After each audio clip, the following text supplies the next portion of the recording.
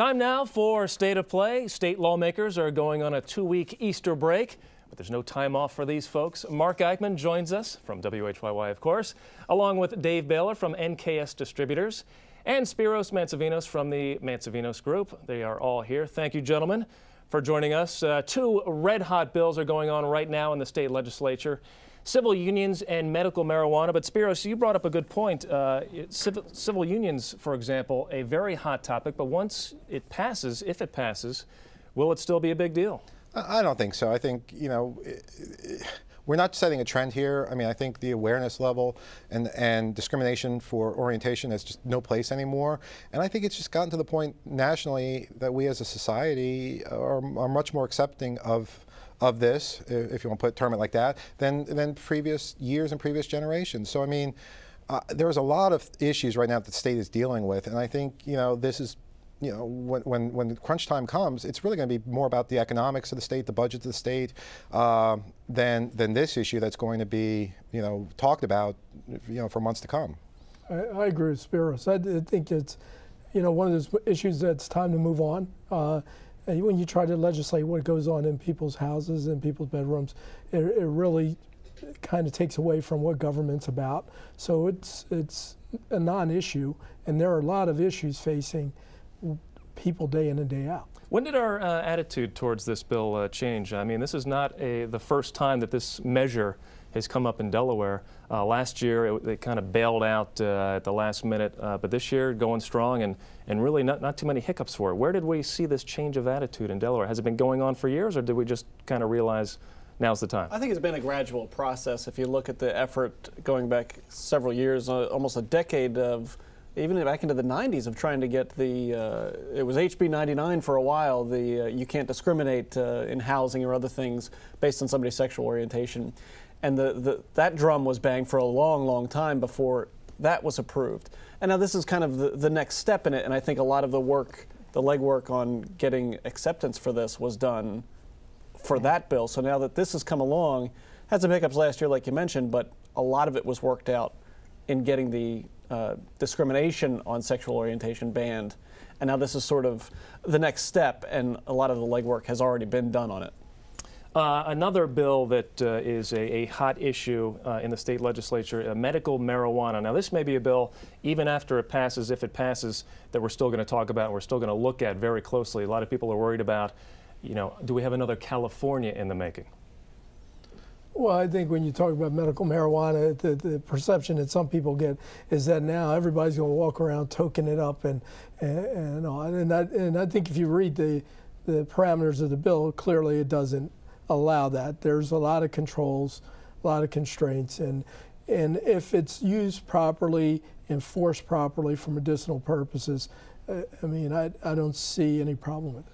I agree. I think the controls are important, and it's written into the bill. I mean, if you think about it, you hear stories about people who are addicted to prescriptions, properly prescribed medications, whether it be OxyContin or other painkillers.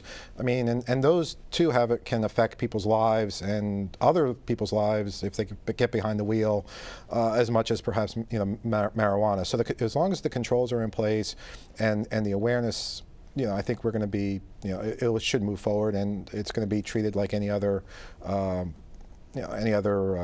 substance. I mean, until there's something that goes wrong, and then probably be called back to take a look at it. But again, you look at OxyContin and all those other prescription painkillers that are, unfortunately people become addicted to.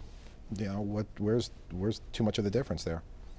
Another issue: casinos, kind of buried this session, but it did not get out of committee. Was that kind of shocking? The bill that would create a casino in Sussex County and a casino probably in the Wilmington area did not get out of committee. I'm surprised that we're not talking about casinos right now. Will that come up eventually, do you think? It's April. Wait till June. There's epilogue language. There's last-minute deals. There are people, obviously, that want it. There are powerful people that want it. So we're going into another and election powerful people year. that don't want it. And powerful people Perhaps that don't. More importantly. Exactly. And now you're going to really see who controls what and who will win at the end. But this is far from being done. I've seen bills die in April, come back in June, and have a new life. And there are jobs attached to this bill, you would think, hundreds if not thousands of jobs. So of course that may come back up.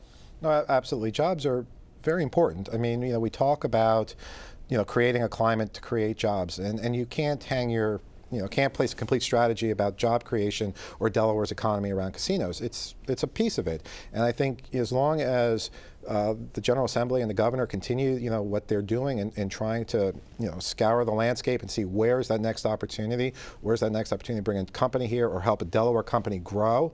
I mean, that's the right thing, but you just can't hinge it on one sector of the economy or one industry, and because Delaware has survived for, gotten through many recessions because it had a diversified economy.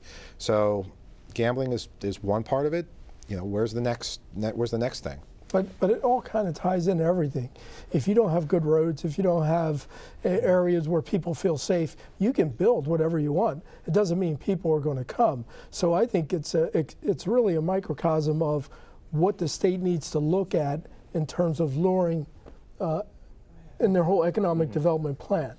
Sure. And that's the question. Will people come? Will they go to a casino in Sussex County that's more of a destination resort, or will they go to, excuse me, a downtown casino in the Wilmington area? I think both are viable plans and sound pretty interesting. The question is Delaware big enough to support all those casinos?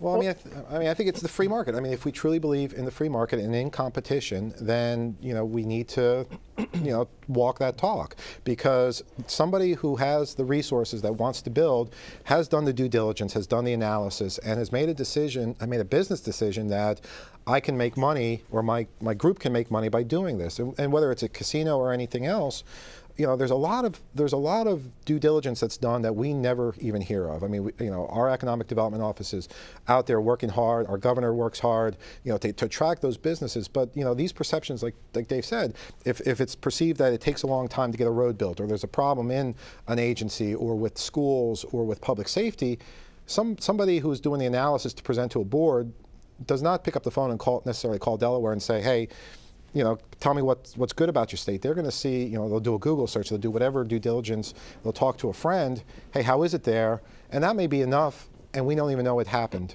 And they've moved on to another state, another city, and that's just the way the world works.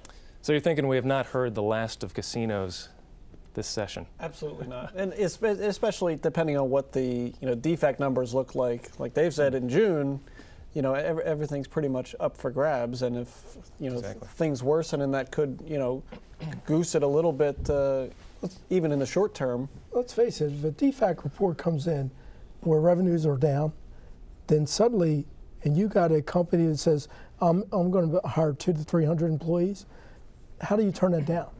Well, really, what does the state have to lose anyway? Even if the business lasts 2 years and fails, it's at least 2 years you get of tax revenue. Exactly. I think the number that sticks out, though, is the unemployment figure. We've been looking at this thing for months and months, and it is stagnant. We need something to give it a little kick, and I think the lawmakers recognize that as well. And maybe, hey, we can add 1,500 jobs if we just build a casino. Why not? Well, I mean, you got to look at basic economics. Basic economics. I mean, where is that catalyst and the multiplier? I mean, a dollar spent on this project creates how much down the road. I mean, and I think when you talk about the unemployment figure, I think the largest component comes from the construction trades. It's those folks who are carpenters, who are sheet metal workers. They're the ones who have really bore the brunt of this economy, of the shutdowns that we've seen with the larger manufacturers in this state. So, this is very appealing to folks there to get those people back to work, because they're going to then go and buy the new stove, which is going to help the retailer, who's then ultimately going to place an order for another one, which helps manufacturing. So, I mean, it's all interconnected. And, again, if we believe in the free market, we should be helping to encourage people who want to make these types of investments in Delaware, and not necessarily saying, that's not what we want, or, discouraging. And thank you, panel. Dave Baylor, Spiros Mansovinos, and Mark Eichmann.